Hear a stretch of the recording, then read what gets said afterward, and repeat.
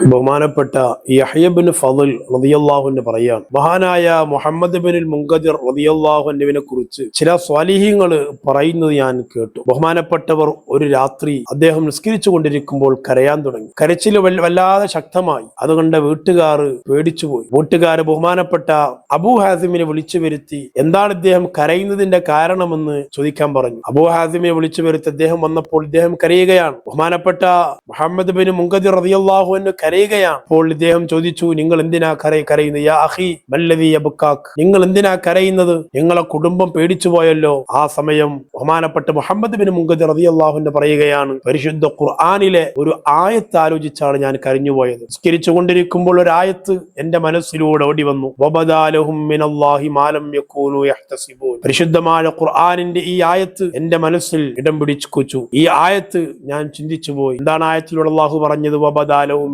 അള്ളാഹുവിൽ നിന്ന് അവർക്ക് വെളിവായി മാലം യകൂനു യഹ്തസിബൂൻ, ഒരിക്കലും അവർ പ്രതീക്ഷിക്കാത്ത, ഒരിക്കലും അവർ വിചാരിക്കാത്ത ശിക്ഷയും വിധിയും അള്ളാഹുവിൽ നിന്ന് അവർക്ക് വെളിവാകും, അവർക്ക് വരുന്നതാണ് എന്ന ഈ അർത്ഥം വരുന്ന ആയത്ത് എന്റെ മനസ്സിൽ വല്ലാതെ ഇടം പിടിച്ചുപോയി. ഇത് കേട്ടപ്പോൾ ബഹുമാനപ്പെട്ട അബൂ ഹാസിമും അദ്ദേഹത്തോടൊപ്പം കരയാൻ തുടങ്ങി. രണ്ടുപേരും കൂടി കൂട്ടക്കരച്ചിലായി. കരച്ചിൽ ശക്തമായി. ബഹുമാനപ്പെട്ട മുഹമ്മദ് ഇബ്നു മുൻകദിർ റളിയല്ലാഹു അൻഹു ഫാത്തിന്റെ നേരമായപ്പോൾ അദ്ദേഹത്തിന് വല്ലാതെ ശക്തമായ പേടി വന്നുപോയി. അദ്ദേഹത്തിന്റെ പേടി കൂടിപ്പോയി. അദ്ദേഹം പറഞ്ഞ, അല്ലാഹുവിൽ നിന്ന് ഒരിക്കലും പ്രതീക്ഷിക്കാത്ത എന്തെങ്കിലും എനിക്ക് വെളിവാകുമോ എന്നാണ് എന്റെ പേടി. ഞാൻ പേടിക്കുന്നത് അല്ലാഹുവിൽ നിന്ന് ഞാൻ ഒരിക്കലും അഖാഫു അൻ യബ്ദുലി മിനല്ലാഹി മാ ലം അകും മഹ്തസിബ്, ഞാൻ പ്രതീക്ഷിക്കാത്ത എന്തെങ്കിലും ശിക്ഷ, എന്തെങ്കിലും വിധി എനിക്കെതിരായി അല്ലാഹുവിൽ നിന്ന് വന്നു പോകുമോ എന്ന് ഞാൻ പേടിക്കുന്നുണ്ടെന്ന് മഹാനവറുകൾ പറയുകയാണ്. പ്രിയപ്പെട്ടവരെ, മഹാനവറുകളുടെ സഹോദരൻ ബഹുമാനപ്പെട്ട ഉമർ ഇബ്നുൽ മുൻകദിർ റളിയല്ലാഹു അൻഹു ഈ ആയത്ത് പേടിച്ചുകൊണ്ട്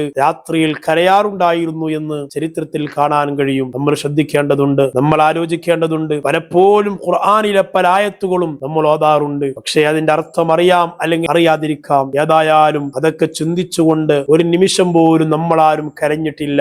കരയുന്നവരെ കാണുമ്പോഴും നമ്മളെ മനസ്സിൽ തമാശയാണ്. ദുനിയാവിന്റെ ജീവിതത്തിൽ നമ്മൾ വല്ലാതെ ആണ്ടുപോവുകയാണ്. ദുനിയാവിന്റെ പ്രസരിപ്പിൽ, ദുനിയാവിന്റെ സുഖത്തിൽ നമ്മൾ കഴിയുമ്പോഴും അല്ലാഹുവിൽ നിന്ന് എനിക്കെതിരായി എന്തെങ്കിലും വരുമോ എന്ന ചിന്തയില്ലാതെ ദുനിയാവ് എങ്ങനെങ്കിലൊക്കെ മുന്നോട്ട് പോകണം എന്ന് ആലോചിച്ചു പോകുന്നവർ, പൂർവീകരായ മഹാന്മാര് അവർ ജീവിച്ചതുപോലെ, അവരോർത്ത് കരഞ്ഞതുപോലെ കരയാൻ ഒരു നിമിഷമെങ്കിലും നമ്മൾ സമയം കണ്ടെത്തേണ്ടതുണ്ട്. അള്ളാഹു നമ്മളെ സ്വാലിഹീങ്ങളെ കൂട്ടത്തിൽ ഉൾപ്പെടുത്തി അവനെ പേടിച്ച് കരയുന്നവരെ കൂട്ടത്തിൽ അള്ളാഹു നമ്മളെ ഉൾപ്പെടുത്തുമാറാവട്ടെ.